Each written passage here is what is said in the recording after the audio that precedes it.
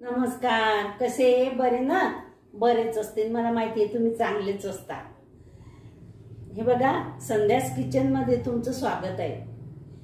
आपल्याला बनवायचं आहे हे निंबूचं लोणचं. आता हे निंबू घरच्या निंबूचे झाडाचे निंबू आहे, तर हे एवढेच निघले. बाकीचे हिरवे आहे, काही पडून जातात गटर मध्ये, काही कुकडे जातात. तर हे पण मी कालचे तोडून ठेवले आणि धुवून काढले यांना चांगले.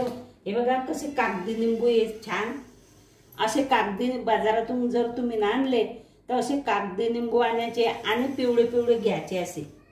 हे बघा, याच्यात मी काही हिरवे पण घेतले, पण तुम्ही माझ्याकडे नव्हते झाडाला म्हणून हे मी असेच घेतले, हिरवे काही पिवळे. तर तुम्ही आणताना असे बारीक सालीचे कागदी निंबू आणि पिवळे पिवळे आणायचे. तर आपल्याला बनवायचं हे लोणचं.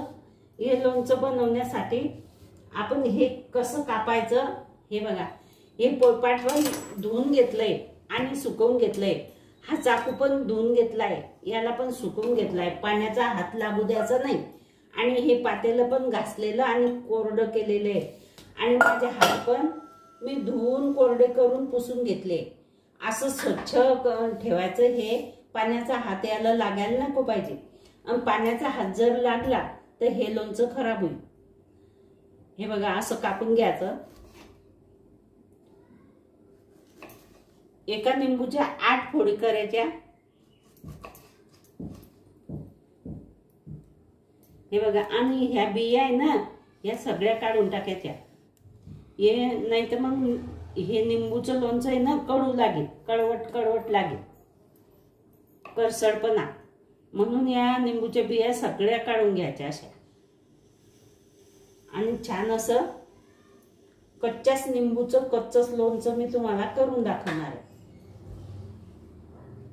हे असं करून घ्यायचं. हे सगळ्या बिया काढून घ्यायच्या, बी राहू नाही द्यायची हिच्यात. सगळ्या बिया अशा असं करून काढून घ्यायच्या. एका निंबूच्या 8 फोडी करायच्या.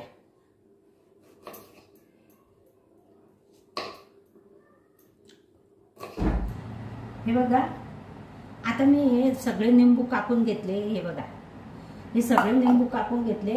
याच्या सगळ्या बिया काढून घेतल्या. हे बघा, या सगळ्या बिया काढल्या. हे पहा. आणि आता आपण काय करू, हे मिक्सरचं भांडं पण मी धुवून कोरडं करायसाठी ठेवलं होतं.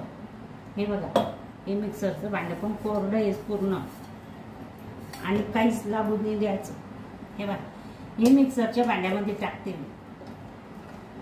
हे पूर्ण निंबू टाकले मिक्सरच्या भांड्यामध्ये. आता आपण हे जाड भरडं मिक्सर मधून करून घेऊ. जाड भरडं करून घ्यायचं. हे साली सगळं हे असं जाड भरडं करून घ्यायचं, मुरब्ब्यासारखं. हे आता आपण काय करू, याच्यामध्ये हे 13 निंब होते. या 13 निंबसाठी ही वाटी पहा केवढी आहे. एवढी साखर टाकू. अंदाजे ही साखर, हे 300 ग्राम साखर अशी अंदाजे वाटी भरून साखर मी याच्यात टाकली. आणि हे 1-2 वेळा परत फिरवून घेऊ, घर घर असं. आता हे मी छान फिरवून घेतलंय.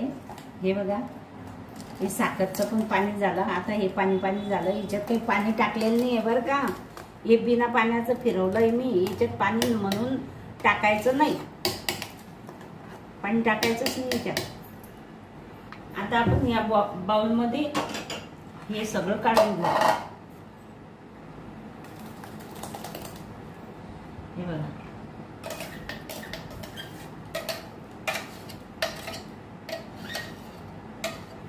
झालं. हे बाजूला ठेव. आता या झाकणाचं थोडंफार आहे, हे काढून घेऊ.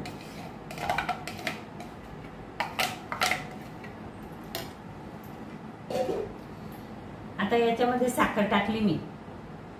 आता याच्यात हे हळद टाकू. हे बघा, निंबूचं लोणचं आहे, हळद जरा जास्त.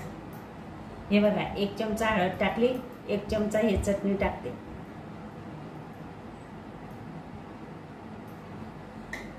हे काळं मीठ आहे, हे 1 चमचा हे काळं मीठ टाकते.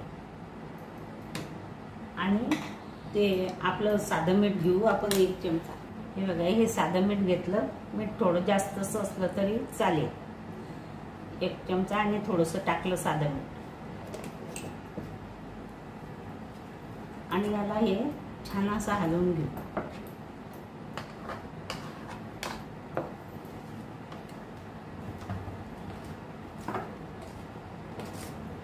आता दुकानावरचं आणण्यापेक्षा आणि दुकानावरचं कसं केमिकलचं वगैरे खाण्यापेक्षा हे आपलं घरीच चटपटीत छान असं लोणचं तयार करा आणि घरच्या घरीच खा. लिंबू बाजारातून पावभर लिंबू आणले की हे महिन्यासाठी 15 दिवसासाठी लोणचं तयार होते घरी. आता याला मुरू देऊ आपण चांगलं मस्त. हे बघा, छान असं लिंबूचं चटपटीत लोणचं मुरुब्यासारखं तयार आहे. आणि हे साल आहे ना, या सालीचं खूपच छान लागते. हे मुरल्यावर हे 3 दिवस 4 दिवस मुरू द्यायचं बरणीमध्ये आणि हे खूपच मुरलं की खूप छान लागते. तरी हे माझं हिरवे निंबू होते. तुम्ही हिरवे निंबू घेऊ नका, पिवळे पिवळेच पाहून घ्या. आणि छान असं लोणचं तयार झालंय आपलं. हे बघा, एक कोरडी करून बरणी पण छान मी धुवून कोरडी करून ठेवली आहे. आणि याच्यात आपण आता हे लोणचं भरू. हे बघा, हे लोणचं खूपच छान झालेलं आहे. आता याला कलर येईन. हे आताच टाकलं सगळं कच्चं कच्चं म्हणून हे असं दिसते पिवळं पिवळं. आता हे लाल जरद होईल आणि याला छान कलर येईल. आणि नंतर कलर आल्यावरच आपण हे बर्निंगमध्ये भरू. आणि हे लोणचं आवडलं असेल तुम्हाला, लाईक करा, शेअर करा, सबस्क्राईब करा, घंटीचं बटन दाबायला विसरू नका बरं का.